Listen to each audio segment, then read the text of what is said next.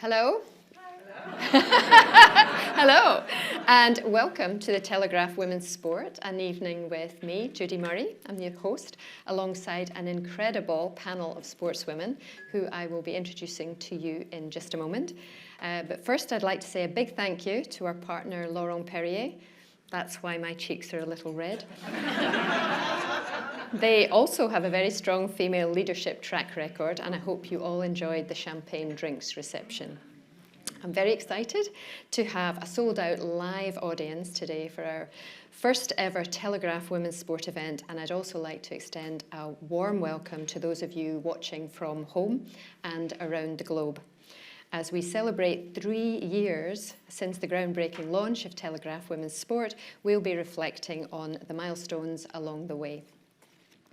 Women's sport all but stopped during the COVID pandemic, but a stream of extraordinary history-making performances last year, from Emma Raducanu winning the US Open, yes, to Rachel Blackmore becoming the first woman to win the Grand National, rightly put women's sport front and centre and stronger than ever. To discuss these triumphs with me, I am joined by some very special guests for an evening wholly dedicated to women's sport, shedding light on the breakthrough performances of 2021 and looking ahead to what 2022 has to offer. We'll also be tackling some of the issues that women still face in the sports industry today, with a chance for the audience to ask questions to our amazing panel at the end of the session. So for those of you watching from home, you can submit your questions using the chat bar on the right-hand side of your screen, which will come through to my iPad, assuming I can work it. And we will try to get, I am a granny after all, and we will try to get through as many as we can. So to introduce my panel, Alice Tighe, MBE. British Paralympic swimmer Alice Tighe has won a staggering 7 world titles, 5 European titles, gold and bronze medal at the Paralympics, and gold at the Commonwealth Games. Alice, that is a serious amount of bling. Yes.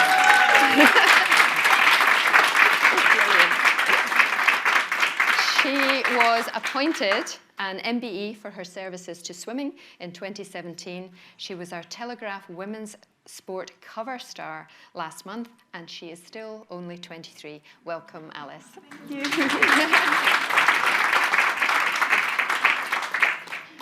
Dame Jessica Ennis-Hill.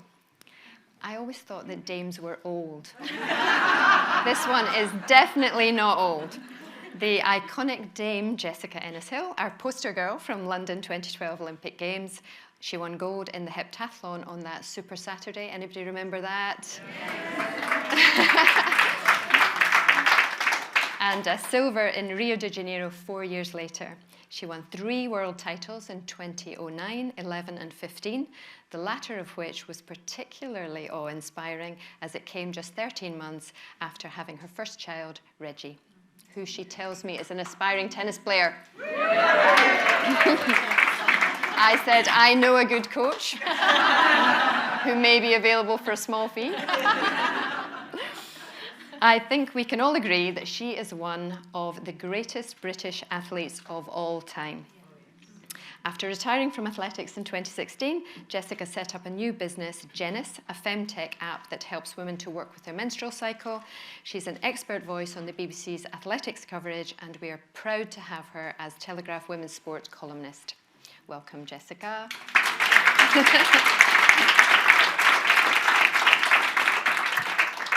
Maggie Alfonsi, MBE. It should be a dame. Who should, absolutely, 100%. That would have a nice ring to it. Let's start a campaign. Dame Mags. Maggie Alfonsi, Maggie the Machine Alfonsi, is the face of women's rugby. Saracens flanker, she was instrumental in helping England to win the World Cup in 2014, as well as clinching a record-breaking 7 consecutive Six Nations crowns. 7. She made history as the first woman to win the coveted Pat Marshall Award and was the first ever female pundit on men's rugby, debuting on ITV, where you...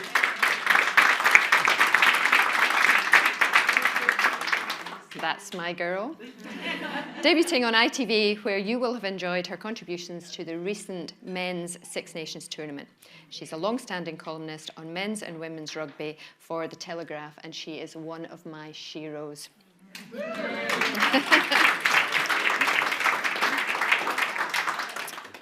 So, to my panel. 2021 really was an incredible year for women's sport. So can we just kick this off, pun fully intended, by remembering each a favourite sporting moment from last year? Alice? You know what, I'm going to be completely honest. I've not really kept up with sport because I had so much surgery going on. I was out of it quite a lot. I guess for me, I kept up a lot with Paralympics, particularly with swimming. And my standout swimmer, obviously very biased, was Maisie Summers-Newton. She burst onto the scene. She's replacing Ellie Simmonds almost in that classification, and every time she swims, it's a new world record, gold medals, and I'm so excited. She's just an amazing athlete, and she had a great year. But yeah, other than that, really didn't keep up with sport, I'm sorry. Great choice, great choice. Maggie? So I'm going to be biased. I'm going to go down the route of rugby union. So my best sporting event and occasion was last year, seeing the England women's rugby team win the Six Nations, second time in a row with a grand slam. Absolutely impressive. I think that was the big moment for me because, again, it started to show the spotlight in terms of women's rugby. But also they had impressive autumn internationals as well and had over 1 million people tuning in on to terrestrial TV to watch them. So I'd say winning the Six Nations for the England women's team. They did beat Scotland, sorry. Sorry, Judy. And then winning the autumn internationals, but they had two very impressive results against New Zealand as well. So whenever England beat New Zealand, we have to always cheer that as well. So overall, those are the two big things that stood out for me. Again, quite biased, it was rugby union, but those things stood out. It's okay to be biased, I get that. Jez? I think I'm going to be biased as well. I think for me, obviously with the Olympics, there were so many incredible performances. But for me, Laura Kenny just really stood out as just absolutely inspirational. You know, to win gold medals at 3 successive Olympic, kind of like it blows your mind. Just saying it, it's just so phenomenal. So yeah, for her to achieve, you know, the way she has over those 3 Olympic cycles and to have had her son in between as well is just really, really inspiring. And I loved watching her take that gold medal again. Great choices. You will not be surprised to know that mine would be Emma Raducanu. I think that what she did, I remember talking to her just before Wimbledon and she'd just finished her A-levels and 4 months later she's a Grand Slam champion. She literally, and to go through it without losing a set at the age that she was, she missed out a monster chunk of what would normally be several years of development. Quite uncanny. I'm not sure we will ever see that again. Just not feeling it. Anyway, so we're all biased in our own ways, and that's perfectly normal, I think. So, Maggie, the Women's Six Nations starts on Saturday, and you are coming to Edinburgh. I am. I'm hoping to bring the sun as well. I need some sun. Oh, not the sun, the sun. The sunshine, not the sun. Well, I am going to watch that match. And who will you be supporting? Well, England or Scotland? I will be dressed in blue and white, and I will be making a lot of noise. And I will have the fist pump out, of course I will. So, can Scotland beat England in that match, or not? And because you're on the panel, I am going to say, No. I'd love to, do you know what? It's going to be a good fixture to kick off the Six Nations, just because the history between Scotland and England in terms of the rugby is always, you know, intense, and it brings a lot of anxiety. And I generally believe England will start well, I have to say that, because they've got a lot of support. They've had a very good autumn. After Scotland winning so those who don't know, Scotland have qualified recently for the Women's Rugby World Cup. That kicks off this year. They've got a lot of momentum now, so they've got a lot of confidence. They've got some key players back, Jade Conkle. So to answer your question, I think England are going to win, but I do think Scotland have improved significantly over the last few years, and I think it will be an entertaining match. Don't ask me for a score. Thank you, Dame Maggie. Moving swiftly on. I'm going to stick on rugby because Wales now have professional contracts. Yeah. But there was an interesting announcement last week about them becoming the first women's sports team to be sponsored by a period underwear brand. So actually, although I'm sticking on rugby, this is a question for Jess. Jess, what inspired you to launch a femtech app supporting the menstrual cycle and how understanding it, if you understand it well, how you can be much more effective in managing performance if you understand what to do and what not to do at certain times of the month? Yeah, so if you would have said to me, at the end of my career, would you become a femtech entrepreneur? I would have been like, what is that? And probably not. Like, I had no understanding of that kind of side of, the kind of app world and the digital side of supporting women's health. And since retiring and having my own journey through understanding my hormones through having my son and going back to sport and being surrounded by just incredible experts in sport, like physiologists and physios and coaching staff, it kind of came to my mind that I'm in this really privileged position where I have all this knowledge, really readily available to me, yet so many women out there don't understand some of the real basics about them as individuals and how to move their body, how to understand their body from a female perspective and not just how to, move in relation to how, we're told to train as men, really. And that led me on the journey of developing the app Janice and, just finding out so much more about the gender data gap and how little research has been done to support understanding female health and physiology. So it's been a really exciting journey and, just amazing to kind of hone into that side of understanding hormones through those, every stage of a woman's life. I'm really enjoying what I'm doing at the moment and learning so much every day. I think it's brilliant. And how important is it, because the vast majority of the coaching workforce are male, how important is it that we get men clued up, understanding how to help athletes to manage the menstrual cycle in order to maximise performance? Yeah, I mean, it's so important. And if I think back to my career, it was never really a conversation that we had because, like you say, most of the coaching staff and the support team around you are predominantly men. And it's still for me, it felt very uncomfortable to have that conversation, which kind of like blows your mind when you think about you're trying to make those incremental, changes and improvements in your performance, yet you're completely ignoring, the physiology and the hormonal side of, how you fluctuate as a woman. We work with Dr. Emma Ross, who's an incredible physiologist, and she's done some great work in this kind of field of, really trying to educate practitioners in sport about how, the things you should be looking out for, the basics really, and just being able to approach those conversations with athletes. And I think what we're trying to do with Janice is trying to take that to the mass, to the general public, general women who want to feel good about their bodies, want to exercise in the right way and understand themselves as individuals. Brilliant. Very much needed, and it's been a taboo subject for far too long. Alice. Yes. I feel like I'm on a quiz show. You're not. Are things improving for the next generation when it comes to periods? I think yes. I think the lack of research is really becoming clear, and female athletes and just women in general are talking about it more. For me, growing up and getting my periods while swimming was terrifying. You can't swim with a pad. So I got my period midway through a massive training block and I just had to use tampons. And no one was there to talk to me about it. And I really didn't know what to do. It was terrifying. But now, it's more, for me, the older people, the older girls, the older women within the team now are looking out for the younger generation. They're talking to them about it. They're letting them know it's not a taboo.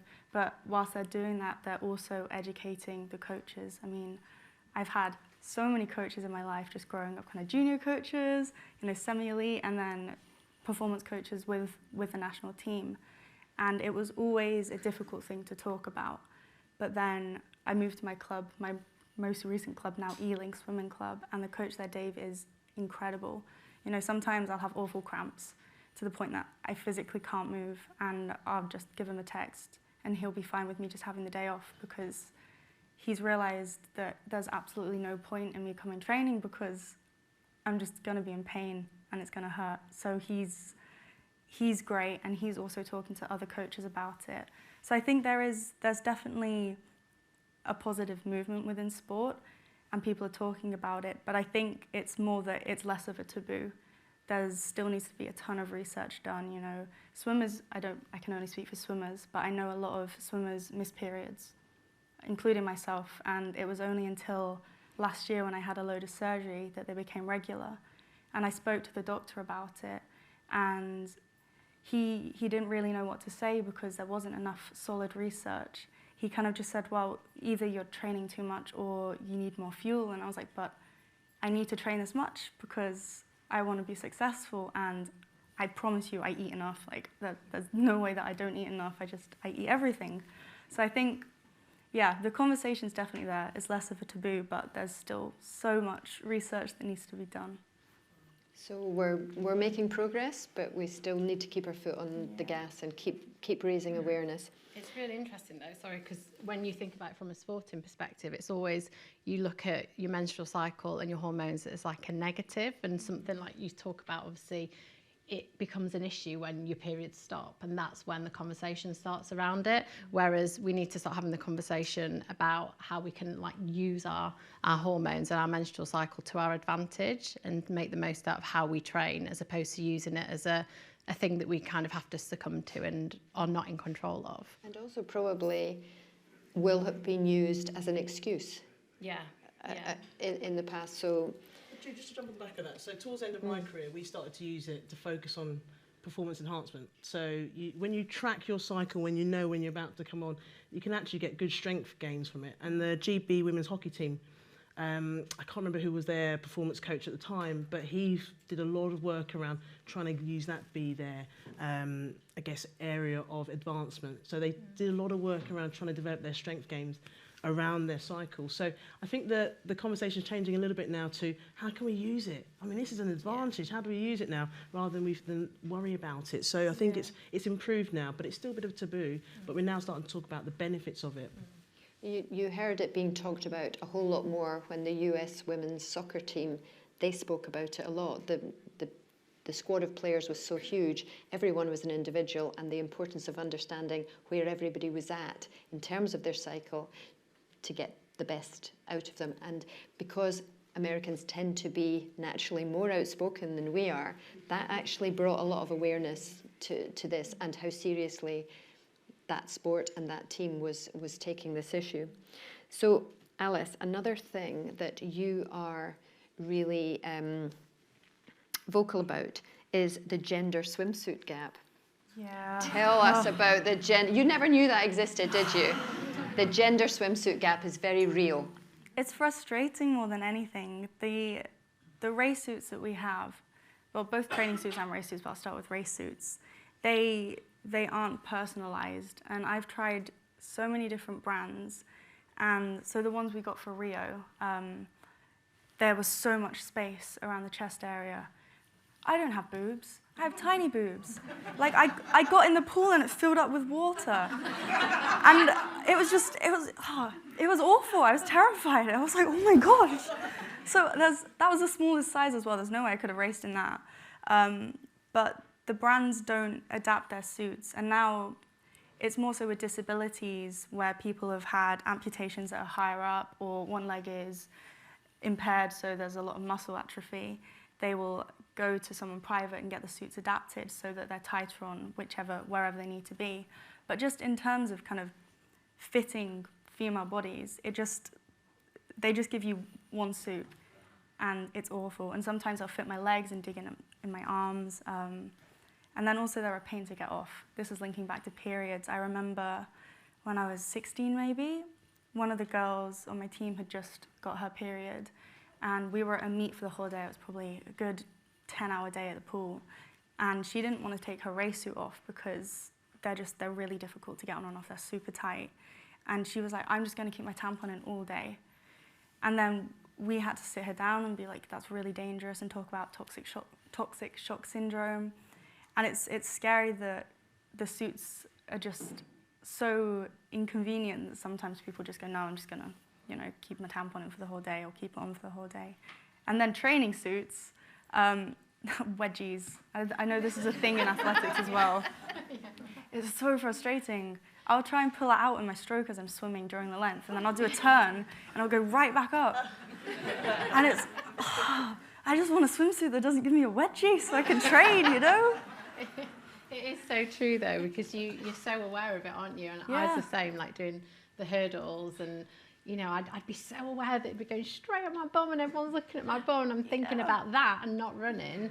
And it has, it's a bare minimum, isn't it? You should just make sure that you have, equipment and kit that fits you properly.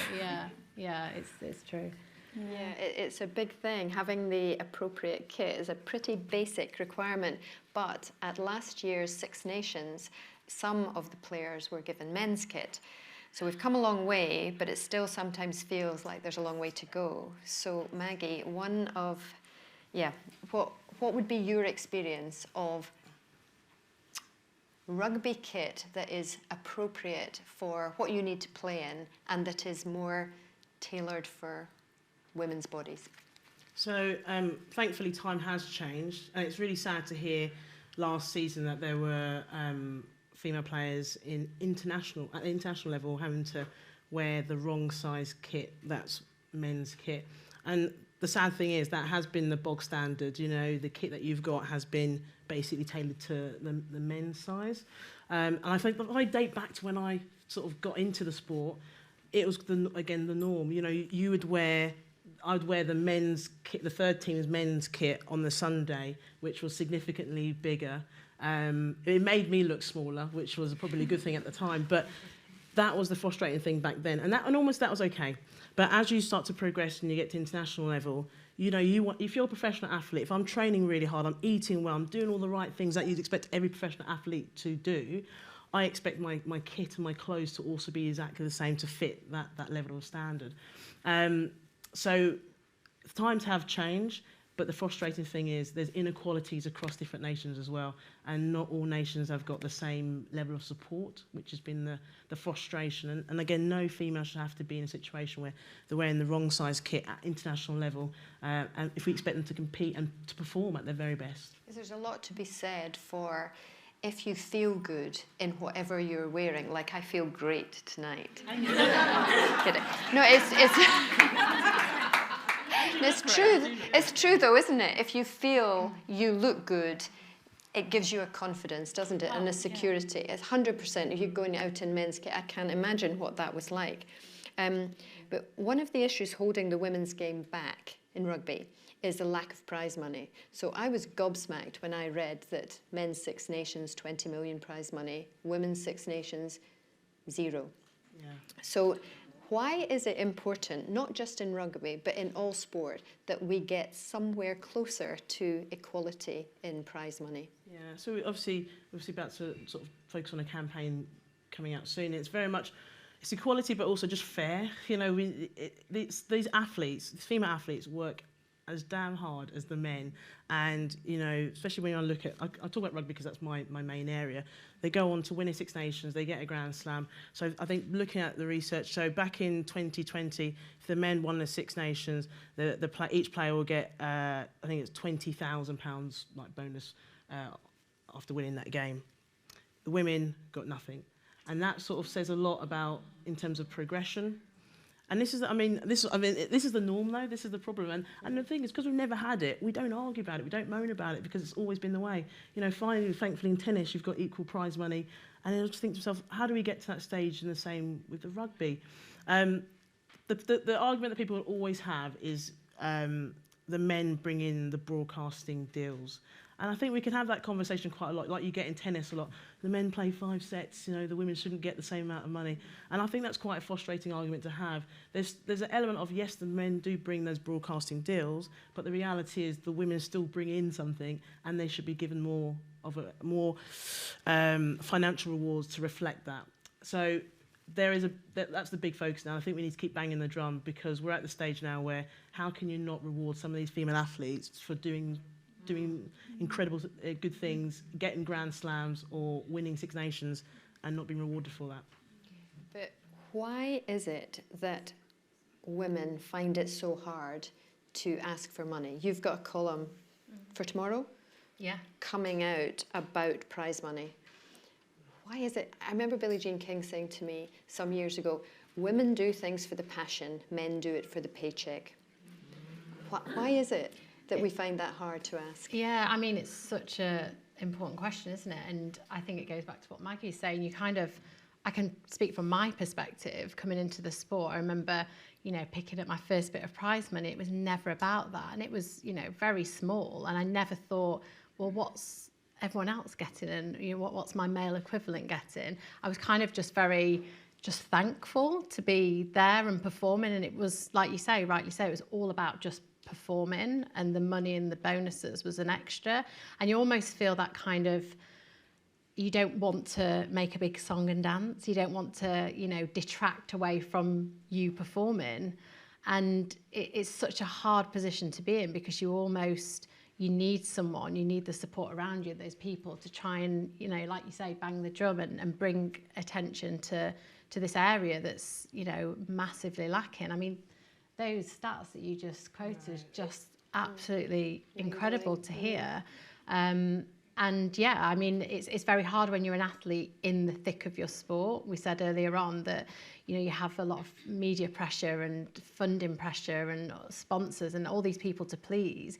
You almost just feel like you have to just stay in line a little bit and, you know, just perform and do what you need to do. And it's not until you retire or, you know, later on in life that you look back and think, actually, that was really not acceptable. But you've got more of a voice when you're an athlete, but you need that support for, you know, the people around you to encourage you to speak. Yeah, and I think we do have to believe in ourselves and the potential of the women's side of the game to encourage others to invest in us, to give us the same opportunities, but then to reward us in the same way when the performance is world class and watchable. So now that I'm out of playing, like, one of the things that someone always said to me was, know your worth. So now I know my worth. I also have a very good agent, Julia Hutton over there. Yeah, there she is, who definitely asks for more money. But it definitely helps. It helps. I know, she should get a round of applause, actually, to be fair.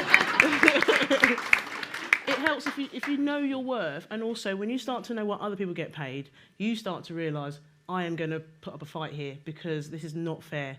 And if it was my children, I would expect them to do the same, so I'm going to do it.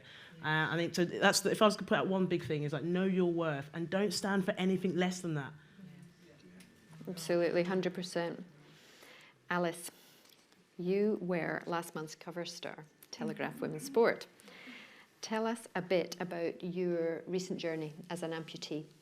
Well, honestly, it's been a bit turbulent. It was going great. So the amputation was on January 13th. It was elective. So I was born with club feet, but it was particularly severe. And in my right foot, it was fused and became severely arthritic and painful. So prosthetics have come really far. And I spoke to all the doctors, and it was kind of a blanket decision that amputation would be best. And it was going great, but I fell over about 3 weeks ago and reopened the wound. So I've been set back about a month and a half before I get a prosthetic again. But yeah, I had surgery last week to go back in and make sure that there wasn't anything detached. But yeah, it's going great. And yeah. Aside from that. And I'm honestly really excited. I'm looking forward to getting my prosthetic, and I'm also intrigued about getting back into the pool because I have a load of biomechanics information from when I had both my legs, and I'm really intrigued to see how that changes when I eventually get the analysis done again after having had the amputation. So it's just, yeah, playing it by ear and playing it safe now. I don't want to fall over again. It's remarkable. Absolutely remarkable. So Jess, at the weekend you were, according to my TV, you were punditing for the World Indoor Championships along with Denise Lewis. And both of you have young children at home. So how do you juggle a career as an athlete with being a mum? It's a good question. It was the biggest eye-opener of my life when I had my son, and obviously I was still competing, and I decided that I wanted to go back to training and finish my career at the Olympics and have 2 more years of competing. And he brought so much joy and changed my life in the most amazing way, and also made me realise how easy it had been before. You kind of have all these challenges of, it's not just about you as an individual or you as an athlete, it's about, your child and making sure that they have, the best start in life and all the opportunities and the love that they need. So those 2 years were extremely challenging, but 2 of the most rewarding years of my life. Coming back and doing the World Championships and winning there, and then a silver in Rio was just the highlight of my career. And now life is it's just great. I've got 2 kids that can see what their mum did on the track, and also what I'm doing now for women in sport, and talking about the amazing things that are happening in the sporting world, and they're along with me, as part of that journey. It's definitely a juggling act, but I feel super privileged to be in this position. I've seen within my sport how things have changed for athletes who became mothers and then go back on the tour with their children. When I first started out travelling, you never saw any children. And then suddenly Serena has a baby, Victoria Azarenka, they were both former world number 1s. And people sit up and go, we need to make changes. There are creches, there are special rooms in hotels, there are nanny options if you haven't brought your own or you can't afford your own, etc., etc. Have things changed in the athletics world to help mums come back into the sport? Yeah, I've definitely seen things change over the past few years, and it's, like you say, it's incredible to see, because I remember going to the Rio Olympics and we have a training camp before the Olympics and the whole team goes out. And I didn't want to be away from Reggie for that amount of time. I wanted him to be with me, and I knew in turn that would help my performance because I was in a happy space with him there. But it just wasn't really the thing that you did. You didn't take your children to holding camps, and it wasn't kind of acceptable. So we decided to have our own training camp in Barcelona, just me and my small team, and Reggie came along with my husband, and it was incredible. And then I flew on to Rio and did my thing.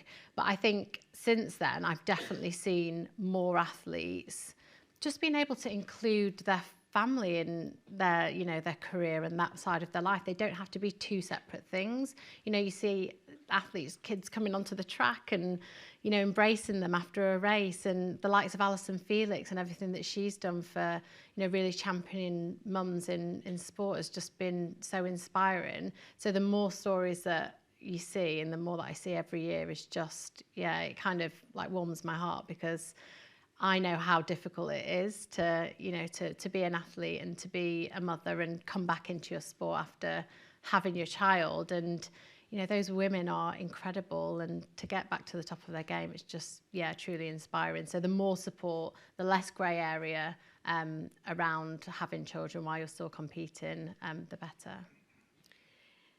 Love it. Love it. Maggie, you are such an important pioneer. This is what my sheet says. But I know that you are. First female pundit on men's international sport at the Rugby World Cup 2015 for ITV. Being prominent in the public eye can be a double-edged sword, and you have been quite outspoken about trolling. What's been your experience, and how have you dealt with that? So sadly to say, yes, I have experienced trolling. The unfortunate thing is, if you're in the public eye, as we both know, all 3 of us know, you get it, unfortunately. And the annoying thing is, is that you take the good with the bad. So I need social media because it allows us to put ourselves out there. At the same time, you get a lot of negativity when people want to judge you. So my experiences, I'll just give you a couple of stories. So during the Six Nations, I think it was last year, I was working on, I think it might have been Scotland, Ireland game. And unfortunately, I got a lot of negativity about being a woman, you know, talking on men's rugby. Even though I'd been on the Six Nations coverage for the last couple of years, people start to feel like the need to really come out and be quite open about how they feel about a woman talking about men's rugby. And unfortunately, I get a lot of it. I think we all do. But I've never really fought back. And for the first time, I thought, today, I'm not happy. And I'm going to fight back. But I think the way, so just to answer your question as well, how I handle it, because I pick my fights. I don't need to fight with everyone. And the reality is I'm not going to change their minds. And at the same time, I don't care about them. They're not relevant in my world.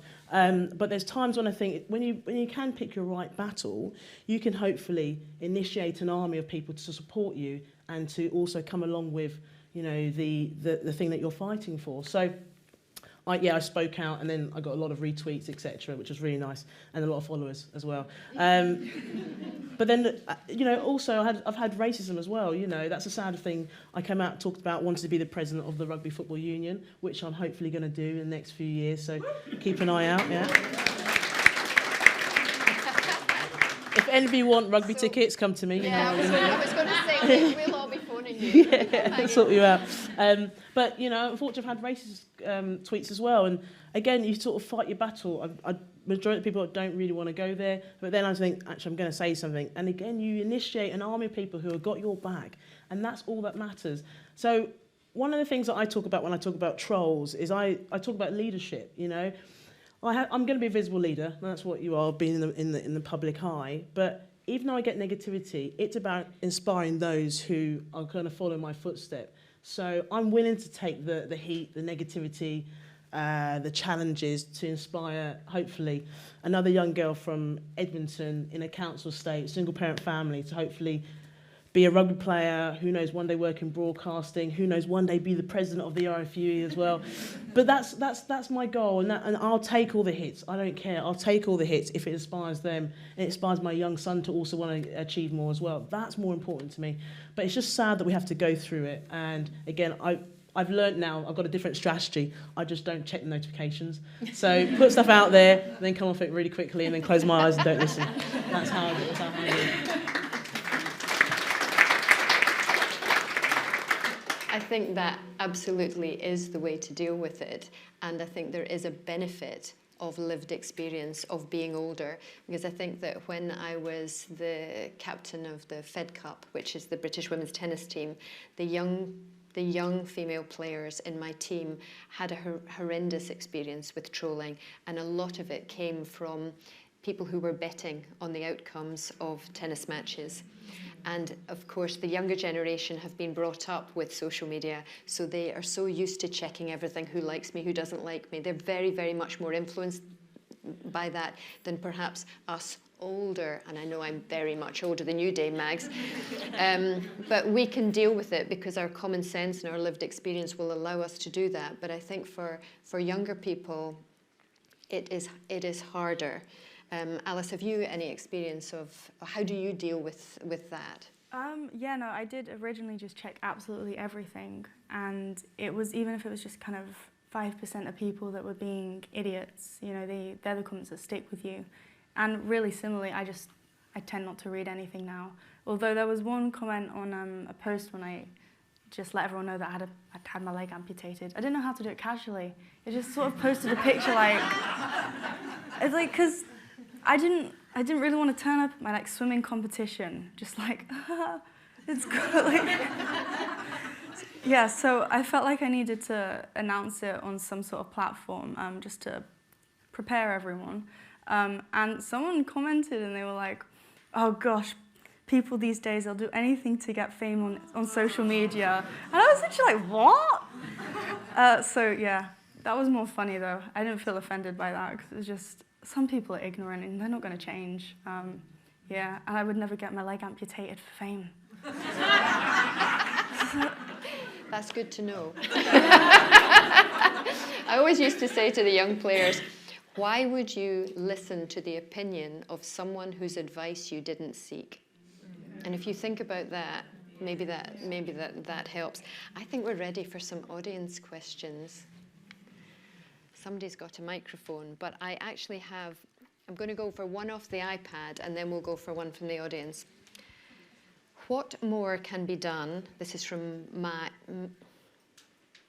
should have put my specs on. I don't know if it says Mal or my, but whoever you are, this is your question. What more can be done to develop more equity and equality for women's sports? Jess, what do you reckon? I think events like this, I think having opportunities where great women can come together from different sports, from different experiences, sharing their experiences and being able to vocalise them on a platform like this. I think that helps massively, and then we all individually spread the word and the stories, and hopefully in turn create change. And it's so much about stepping up, speaking up, showing up, isn't it? It's about using our voices where we can to encourage others, because I do think that role models speaking out encourages others, gives you confidence to go, she spoke about that, I had the same experience, I'm going to speak about it too, because so often as women we lack the confidence to make that first step or be the first to make a noise. Audience question. Who's got my microphone? Okay.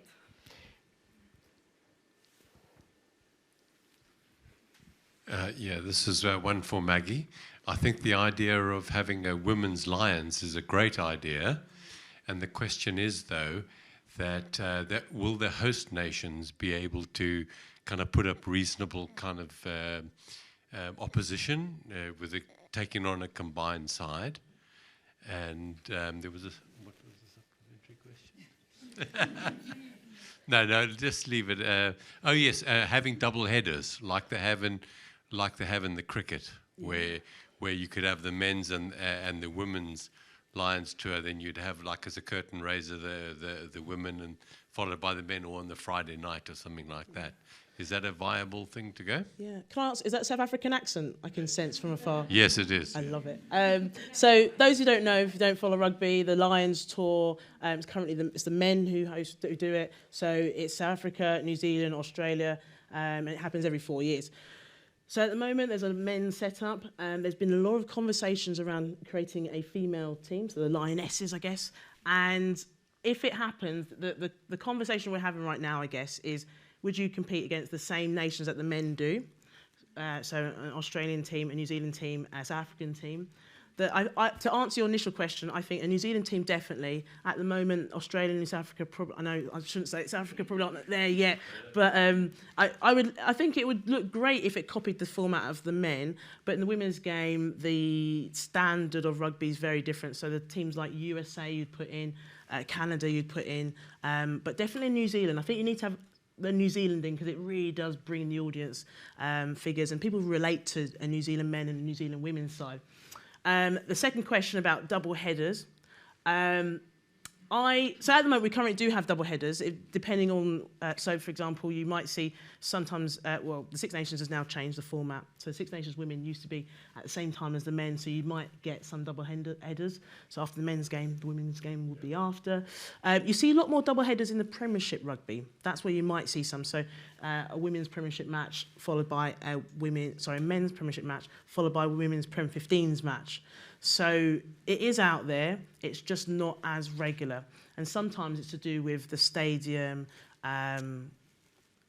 selling of tickets, etc.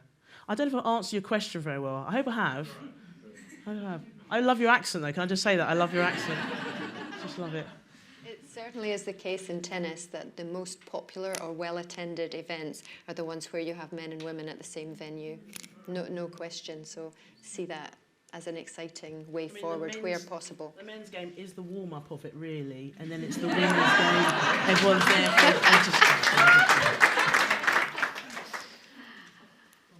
I love it. Right, I'm going back to my iPad. So this one comes from Susan. Women's football and cricket feature occasionally on TV, and attendances for these two sports are increasing. Should there be an overseeing body that will push for more free-to-air broadcasts of women's sport to grow attendances? Jess, what do you reckon to that? Yeah, I think it's difficult, isn't it? I think that, yeah, I agree that there needs to be, it's the coverage, isn't it, more than anything? It's the having that ability. I talk to the kids and it's kind of like an anomaly when they see women's football on. And like Reggie will always assume that it's men's football. We need to make this kind of blanket approach where it's something we see regularly all the time and the money's in there. I don't know what your thoughts are, but it just, for me, the coverage it just needs to be so much more than it is already. There is a lot more coverage on YouTube channels, on live streams now, which makes a big difference. Are there any other sports that you watch, Alice, that you would see on a free-to-air channel or through a live stream? Parasport in general, it's separate from women's sport, although there are women in parasport, but as a movement, it's still so neglected. You know, there's barely any airtime unless it's kind of part of the Paralympics or parasport immersed within the Commonwealth Games, and that's a whole different ball game. But I do think, you know, there are different struggles for women within parasport because it's a whole different thing. It's also being a woman, but also having a disability and having, you know, people sometimes are patronising. You know, they find out that you've got a Paralympic medal or that you do a sport, and they're like, oh, good for you. You know, and it's kind of like that on top of then being a woman. Like, I went swimming once and someone was like, oh, you swim really well for someone with bad legs. And I was like, I'm a Paralympic champion.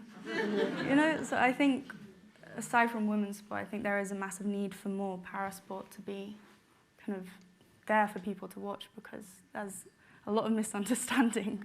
The Paralympics got huge coverage and raising of awareness in 2012. It was massive, wasn't it? And it really kick-started something. But Paralympics is only going to be once every 4 years. Yeah. So it's how do you promote that in between times? And perhaps the live streaming options at least is a start. Yeah. Have we got another question from our audience? Should we come down this? Where's my microphone? Hi, can I ask what's possibly the elephant in the room? What currently constitutes women's sport? Given that we are seeing Leah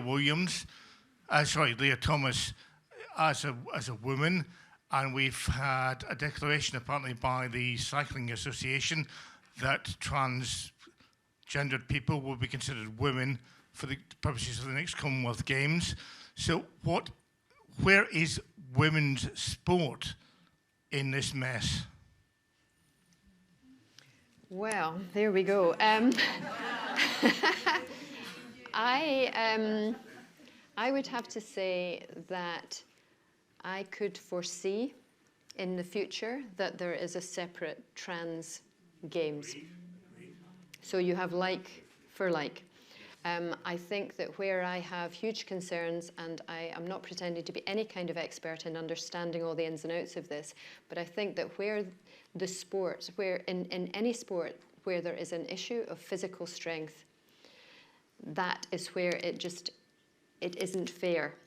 I think in sports where it's about precision and accuracy, and there are a number of them, that's where I don't think it matters. But we have worked so hard, all of us and many of you out there, to try to grow women's sport and to fight for equality, that we cannot allow something that isn't fair to send us backwards. And I kind of feel that's where we are now. Don't know if anybody else wants to say anything on that, or whether we will just go on to another question. Let's go for another audience question.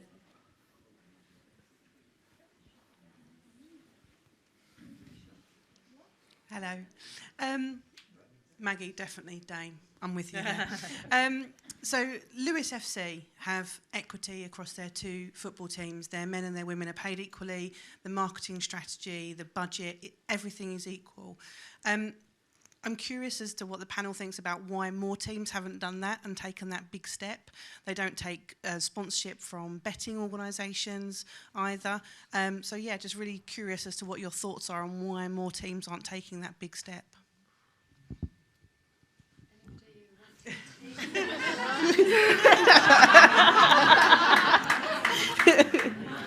First, I just got to say well done to Lewis. I mean, like, that is fantastic. And I think a lot of clubs have to be brave. You know, the reality is clubs need money, football in particular. Money is important. A lot of clubs start with a bit of debt. So you need to have sponsors who are going to be supportive of the fact that we want to support both the women's team and the men's team, and be like no negotiation around that. You know, I can only talk from, again, rugby. And I am hugely involved with Saracens rugby setup, and they're doing a lot to further invest in the women's game. Unfortunately, we're not in their level of equality, I'll be honest with you, but we're working really hard to get that. And the only way we can do that is by having more females in senior roles at the club. So I'm currently on the board at Saracens, and it does help. When you're in the room, and we talk about this, you know, when you're in the room, you can have those conversations, and you can check and challenge. And I think, and I don't really know about Lewis, so apologies because my knowledge is a little bit limited in that. But in the rugby clubs now, we're starting to see more women get into senior leadership roles. So at the Rugby Football Union, our CFO is a female, you know, former England women's rugby player. Again, now you're having different conversations when you've got a diversity in the room. So even just to answer the question that you asked Jess a while ago about what could we see an improvement in women's sport, and I honestly think more diversity in those leadership senior roles, people on boards, on councils, you know, in committees. When that starts to change, the makeup of that starts to change, all of a sudden you're having different conversations, and you start to see movement because people who are involved in women's sport are talking about women's sport, you know. So I think that makes a big difference.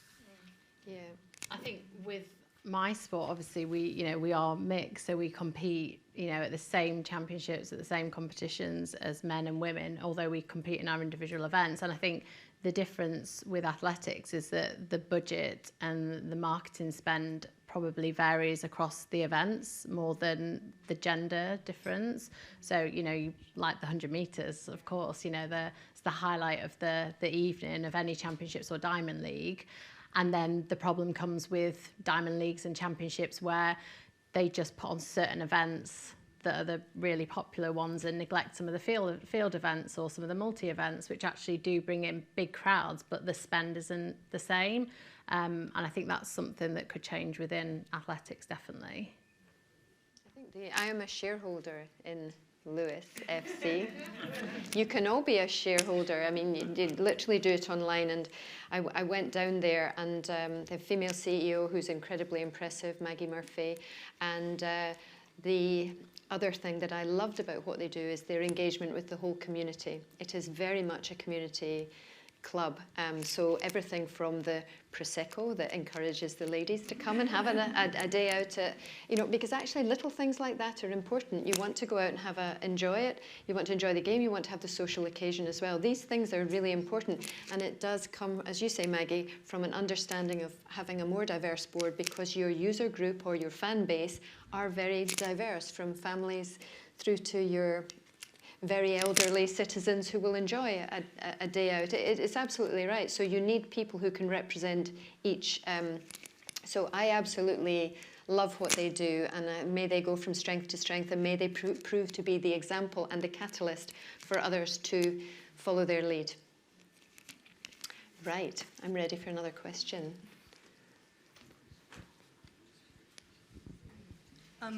Do you think all sports should be mixed at school? As in, like, boys should be able to play netball as well. Currently, at my school, boys don't get the opportunity to play netball. Only the girls can play netball. And then I can't think of many times I've ever played rugby at school. So do you think sports should be available to everyone, as in, like, all sports? Yeah, 100%. There's no negotiation. I think it should be available to everyone to play all the sports that you can at school. Yeah. What do you think, Alice, as the youngest by far member of our panel, of sport in school? Should we try to separate the boys and the girls, particularly in the high school years? in order to encourage more girls to not just get involved, to enjoy it, to stay in it, because my experience of many, many years of coaching is that so many girls are put off because through those high school years where all the emotional and physical changes kick in, the boys become stronger, more robust, they are more competitive, they tend to be more noisy, and girls become more self-conscious because bodies are changing and so forth. And often it is the boys who put the girls off. They don't necessarily mean to. And I'm actually very in favour of girl only and boy only for the retention within sport. I'm also very for more female coaches in the workforce and more female PE teachers, because we understand, because we used to be girls, so we can create environments where girls can thrive. So all of that research that came out recently, 43% drop off in girls in sport through the teens. How are you going to change that? I'm going to have to disagree with you a little bit on this one. And I don't Good. want to, because I mean, you're a dame and I'm not. But I guess the only thing that I've always been in favour of, I like mix. And the reason why I like mix, I guess because I play a sport which perceives to be male orientated. When I coach boys and girls, when the boys see what the girls can do, the boys have greater respect for the girls. And when you keep them separated, the boys have this perception that girls can't do stuff. And that's what you see a lot. You know, if you think about it, so my little boy, he plays with other boys and girls, and he doesn't think of anything different. He just sees them all the same. And all of a sudden, then you reach a point where you separate them. And boys go, girls aren't very good at that because they don't see them do some good stuff. And then girls have a perception of boys. And then when I mix them, when I you know, touch rugby, for example, good example, if you don't know rugby, touch rugby is rugby union without contact. We all played together, and the amount of times some of the guys go, oh my God, that girl was so good, she sidestepped me. You change in the attitude. It's almost the saying, I guess, in a work environment, we all work in the business environment. All of a sudden, if you say, right, women should work over there, men should work over there, I think you start to build these perceptions of each other, which I think sometimes are misleading. If you mix them together, all of a sudden, you know, HR director, male or female, does a good job. You start to see them rather than their gender. So I guess maybe, apologies if it's a disagreement, but I feel like you should mix them up. I've always been a believer. The minute I start to separate, I'm a girl, so I shouldn't play rugby, and I see it like boys should be able to play netball. There should be no difference. It should all just mix up and play together. So I guess my attitude is that they should all be open to it. I think there's a point though when people go through puberty where it could be dangerous depending on the sport, you know, because I feel like swimming, we train mixed. There's no discrepancy at all, you know. Sometimes I'll put paddles on and keep up with the able-bodied guys in like my main stroke, and a few times they've turned around and been like, what the hell, that was really quick. But I think in some sports it may be dangerous. I'm not an expert, but I know that the contact sports mainly. Water polo, I used to play water polo, and it got to a point where they had to separate because I'd have gotten drowned, you know. I wouldn't be here. So, yeah, and I do think people should have the opportunity to try whichever sports they like, you know, and it would just, there shouldn't be a categorization of, oh, this sport's feminine, this is masculine, because it's a load of baloney, to put it nicely. So yeah, there should be way more opportunity at school to try different sports. Can I just jump on the back of that? Sorry, I got to say. So I agree with when it comes to contact. Yeah, there's questions around that. But then again, I say when I work with boys, some of the boys their puberty kicks in way before others, and I see some boys who are men and they're like 14 years old, and then you see some boys who are 14 years old and they're really small. But no one says, oh, they shouldn't play. Do you see what I mean? Yeah, so, yeah. And the same with the girls as well. So I find it's a grey area. Yeah. And I think we should always assess them in safety. So in New Zealand, with regards to rugby, they don't tend to separate them in age, they separate them in weight categories. Because, you know, a New Zealand Maori against someone else is significantly different. So I think there's an area that it's a grey area, and I'm not disagreeing with it, I'm just saying, I think it's something that we need to look at. So when it comes to contact, yes, I totally agree. Some some boys are hugely bigger than some of the girls. But then again, there's certain sports like ultimate frisbee. It's a very popular sport. It's a mixed gender sport. Touch rugby, mixed gender sport. Yeah. You know, and when you start to get mixed sports, like you see with athletics in particular, no one questions. It's like all of a sudden you're all seen as equal. Yeah, and it's creating the norm, isn't it? And I think you're right. The ability thing comes into it. And I think if all children have the opportunity to do every sport, you don't create that like unnatural like norm where girls have to do netball and boys aren't allowed to do it, but also separating them on abilities maybe. So I mean, I obviously from athletics, I obviously competed. I trained against the boys all the time. I loved it. Like I wanted to be better, and that drove me on. And there are a lot of girls that have that mentality as well. So I think it's, really interesting points. But we shouldn't force people. That's another thing. To add to your point, I understand some women and some girls are really worried about their body. So I totally get that. So it's an element of not forcing people, but giving them the opportunity. Yeah, I thought a lot of it is probably will come down to the skill of the teacher and the coach to spot the situations and manage to put the best environment in place. I have a lot of experience of girls through those high school years of dropping out, and so often it's because of the self-consciousness and the intimidation or feeling bad because the boys make them feel bad, and they don't necessarily try to make them feel bad, it just happens. So having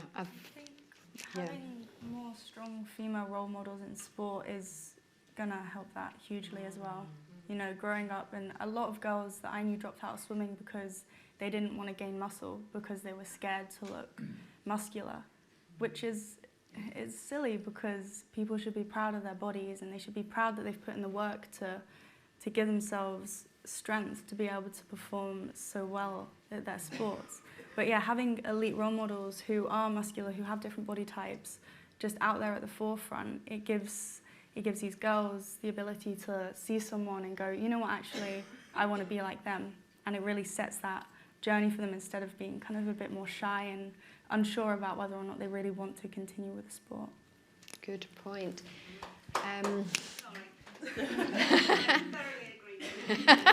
Excellent. Another question from the audience?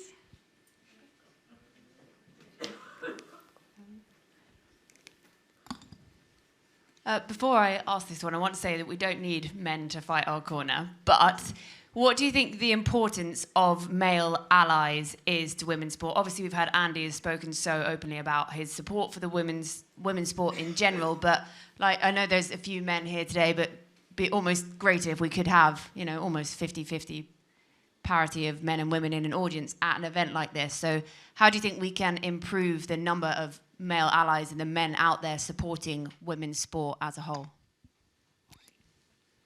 Jess, would you like that one? Yeah, I think that's a really valid point, and I think when you do have those male equivalents, like you say, Andy, speaking really proudly about the women's side of their sport, it has a massive impact and makes such a difference. And I think it's that inclusion, isn't it? Making us feel that we can, you know, host events like this and have rooms of great people, but also feel that we're helping to educate the men as well, and that they're helping to spread the word, because you know, we want to be a united force at the end of the day. We're all very passionate about our individual sports. You know, despite gender, we want our sports to be successful. And that does fall on men as well. I think it's really important that we, focus our efforts on both sides, not just on us as women. Can I just say thank you to all the men who are here. It's absolutely awesome to see you here. Adam, yes. I think first it's brilliant to have male allies. I guess my biggest issue is having female allies.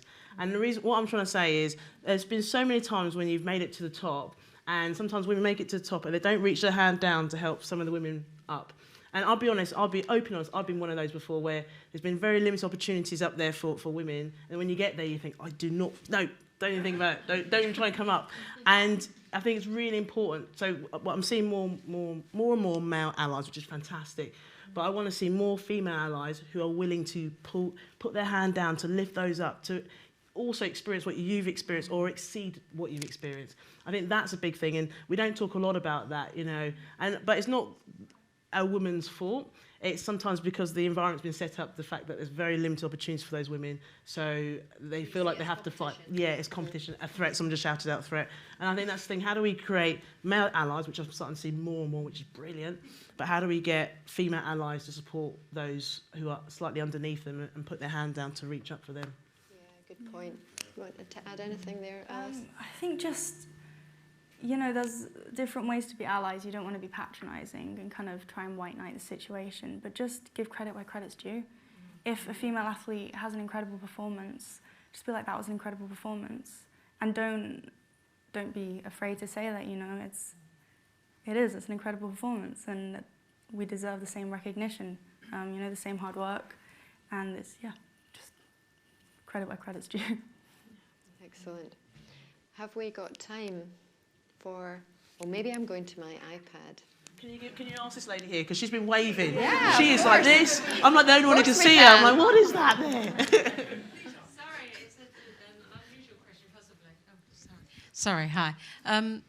As mothers and grandmothers, and yourself. Okay, rub it in. No, if you had a child or grandchild with what you see as a particular gift or skill, how do you encourage them through the highs and lows of their sporting journey? And would you? Wow, I mean, it's so tough, isn't it? Because you're in a completely different position when you have your kids, and I know I always thought about how I would be as a parent and how I would encourage them into sport. That was before I had kids, and now I've got kids, it's very different. I take a lot of learnings from my own journey and the way I was supported with my parents. You know, if I rang my dad up today and said, what was my PB in the high jump, he'd have no idea, like absolutely no idea what my PBs were, what I did. But he was the most supportive dad I could ever hope for. He wasn't one of those parents on the sideline, just, you know, you've got to give everything. Like, he was just so present, but not present, if you know what I mean. And that's what helped me be successful. So I think with my kids, I want to encourage them into a variety of different sports. Like I said, Reggie loves tennis, he does a bit of golf. I want to help them just develop these really amazing skills that they can use if they need to, and if they don't, then it's just a skill that they've got. And I think sport just gives you so much. It shapes you as an individual, your personality, your values, your discipline and focus when it comes to schoolwork, or, you know, work in, you know, the real world when you find a job. And these are all skills that I want to help, like, my children, like, support them and encourage them in. So yeah, I mean, it's going to be a turbulent up and down journey, and I'm sure they'll have a bit of success in something, and then something won't go quite the way they expected. But I'll always teach them that these failures are learning points. You know, you're going to learn something really valuable from every failure and setback, and high and low in sport or out of sport. So I try and keep telling myself all these things and not become like this crazy, like, come on, get to tennis and hit the ball. But yeah, I mean, it's just more than anything, it's just so exciting to, like, for us to have had these, like, amazing careers and continue to have careers in sport, and be able to part that knowledge and that experience onto, you know, our children and grandchildren. I'm teaching my grandchildren how to dance.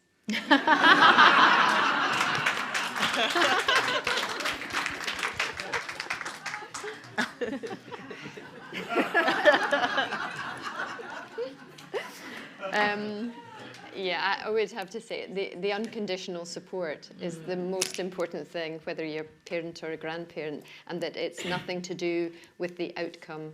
For me, the only thing I ever insisted on with my children was that they tried their hardest. And that they appreciated and respected everybody who was around them, from opponents to coaches, anybody who was helping them.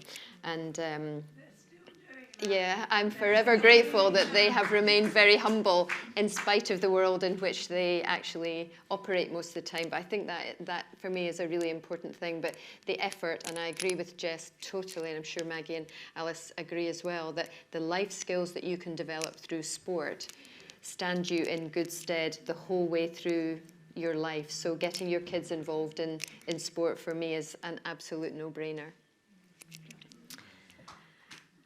So, I'm not really teaching them how to dance, by the way. I wouldn't inflict that on anyone. Okay. Any advice for regular women trying to stay active as they get older? That is from Lisa.